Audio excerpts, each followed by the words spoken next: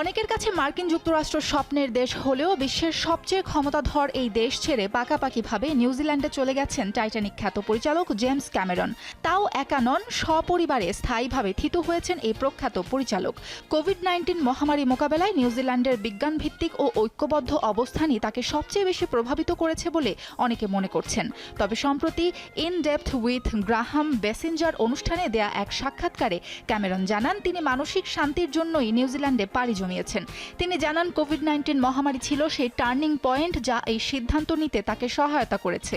মহামারীর সময় নিউজিল্যান্ড যেভাবে বিজ্ঞানকে গুরুত্ব দিয়ে দ্রুত ও কার্যকর সিদ্ধান্ত নিয়েছে তা যুক্তরাষ্ট্রের বাস্তবতার সঙ্গে সম্পূর্ণ বিপরীত, আর তাই তার এই সিদ্ধান্ত।